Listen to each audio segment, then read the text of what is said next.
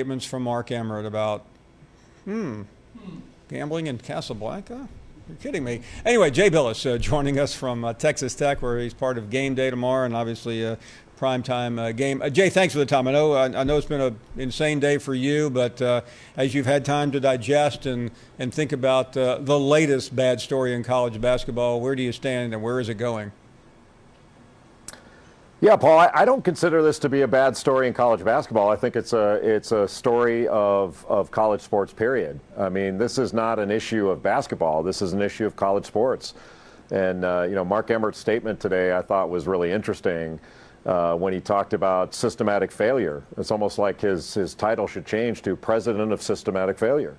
The idea that this is all cordoned off in basketball is almost laughable. I mean, and we like to blame one and done and say, hey, if we get rid of one and done, we won't have to worry about any of this. Well, Reggie Bush wasn't a one and done, and he and his family were paid by an agent. And we've had this. North Carolina football players in 2010 were paid by agents. We've had this for a long, long time. And if people don't think this is going on in football right now, they're either painfully naive or willfully blind, because it is happening in football right now. And this should not be. And the idea that we've formed a commission, or Mark Emmert formed a commission that's chaired by Condoleezza Rice, and it's only about basketball, doesn't make the NCAA look like a visionary here.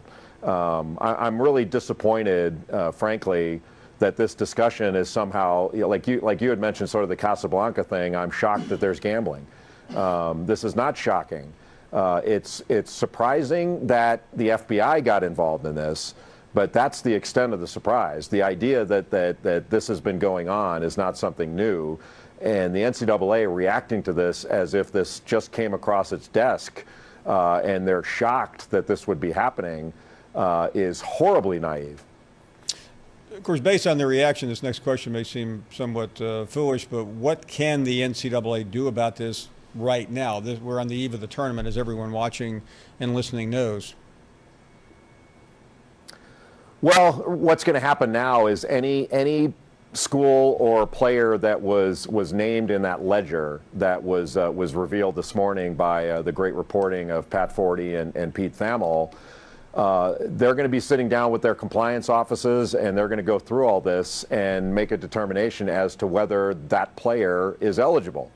If there are questions, what normally happens, and I'm not saying it'll happen with regard to every player in this, I can't say that. I know that Duke has already come out and said they've looked into the issue with their athlete, Wendell Carter, and they've determined there's no eligibility issue, so they're moving on, and the player is eligible.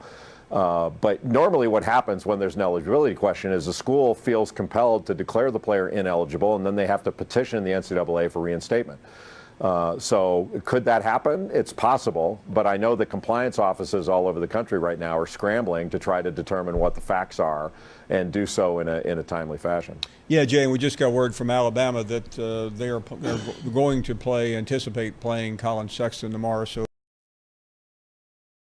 I want to ask you about the reporting, and I agree with you on what you said about Pete and Pat, but this is just a part of a bigger issue, and I know it's hard to explain to many people because they don't want to read through all these articles. They just want to look at a headline. But as someone who knows this inside and out, where do you think we are right now on this story that we first learned about in September?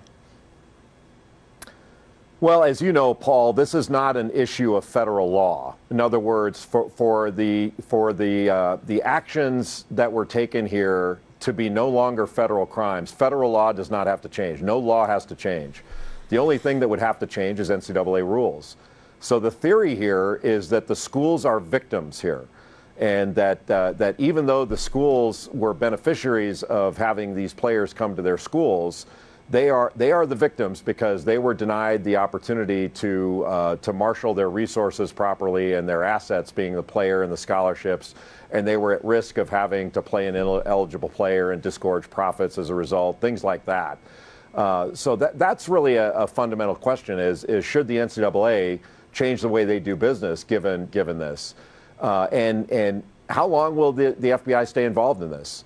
I kind of look at this a little bit like, remember when Martha Stewart was charged with insider trading? We didn't have a situation where everyone who engaged in insider trading automatically just came in and turned themselves in. Insider trading still goes on. But they wanted to make an example of Martha Stewart and send a message. I kind of look at this the same way. I know it's not the end of this, but you don't know will the FBI go into football, because I'll go back to it, and I'm not trying to shame football here, but the idea that this is going on only in basketball and not in football is painfully naive. So I don't know what the end game is there, but it gives the NCAA two opportunities here. One of their opportunities is to use this to forward their agenda and say, let's not let a good crisis go to waste. Let's use this and forward our agenda to take it in exactly the direction we want. Right thing be damned. Or they can look at this and say, you know what, we need to really take a look at what we're doing here and make this easier for the players and better for the players, so people aren't at risk of this kind of action being brought against them. I think that's the right way to do it, but I'm not confident that the NCAA is going to do the right thing here. This commission that Condoleezza Rice is chairing has a wonderful opportunity to open things up and say, hey, maybe we should allow players to have agents. Maybe it would be better if we allowed players to monetize their name and likeness, where the schools don't have to pay the players, but they can still benefit from their value while in school. I think those are the appropriate conversations to have, in addition to making these sort of high-minded pronouncements that this has no place in college sports, all that stuff. We've been saying that since 1905, and we're in exactly the same place. Jay, let me go back to the football aspect of that. I think you know how much we like football around here. But in your view, where are the problems in football, and why don't you think Emmerich allowed football to be part of this conversation? Well, I think it was just a lack of vision on his part, that he had basketball right in front of him and just decided to use basketball instead of sort of facing the reality. I mean, look, Reggie Bush was paid by an agent. We've had a bunch of people paid by agents over the years. Even in basketball, Marcus Camby was paid by an agent in 1996. This just doesn't start a couple of years ago. This has been going on forever because these players have a tremendous amount of value. So if we really want to look at college sports, and especially the money in college sports, it's not just basketball. I mean, that's so naive, it's hard to imagine. And I don't know any reasonable person that would sit here and tell you, Paul, that basketball is corrupt, but football is pure as the driven snow, and they're selling Girl Scout cookies and helping little old ladies across the street. That's not true. It's never been true. We had SMU 30 plus years ago. We've had all kinds of scandals in football ever since. And the idea that this is a basketball problem only and agents are a basketball problem only is absurd. And if we're going to look at this, looking at only one sport seems to be a little bit myopic. What do you think, the guess here, what do you think they would find if we had a similar investigation into football? If the FBI went into football, they'd find largely the same thing. They would find they would find ledgers where agents have been paying players, and we've had the same thing. I mean, I think it's more sophisticated. The idea that somebody would write down in a ledger this kind of stuff, but it just shows you nobody thought this was a federal crime. They thought it was the breaking of NCAA rules. They didn't think it was a federal crime. That's a novel theory. I don't think it is a crime, a federal crime, but good luck telling a U.S. attorney what is and is not a federal crime. But I think if everybody was injected with truth serum and had to tell the real story here, would we find that money is changing hands in football as well as basketball? You absolutely would find that. And I hope this is what happens out of this. I hope that we become a little more reasonable in how we look at this. In other words, like after what happened with Rick Pitino, we have this idea that the head coach should know everything and does know everything. And I think what we're looking at now is, wait a minute, like players can take something from someone and the coach doesn't know about it. I think that's the more reasonable view of things. I think you have to look at what the facts are and determine, did the coach know, or should the coach reasonably have known? And that's a totally different standard than we applied in the Louisville case, and we've applied in other cases. And finally, digesting everything you've said, and I certainly respect it.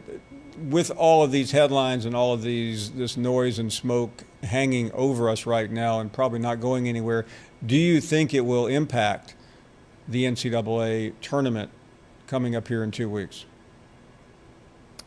I don't. There may be a player or two ineligible, but otherwise I don't think it will. One thing I know for sure, no matter how much puffing comes out of Indianapolis, no matter how many doomsday pronouncements there are about if we want college sports in America, that was a hard one to read without laughing at. No contract will be canceled. No game will be canceled. Everybody will be paid their money, and commerce will continue, and business as usual will continue. Now, if they have to leave some players by the wayside and sacrifice them at the altar, they'll do it. But they're going to play those games. And the NCAA tournament is going to be on television, and it's going to be covered, and they're going to sell tickets. They've already sold a bunch to me. They're going to keep selling tickets. I don't think in any ticket window they put up a sign saying, "Hold your horses, we may not play." They're going to play all these games, and all this money is going to change hands. Always a pleasure. Many thanks, Jay. Thank you, Paul. Great stuff. Jay Billis joining us from Lubbock, Texas. Some very strong opinions on this case, and Mark Emmert in the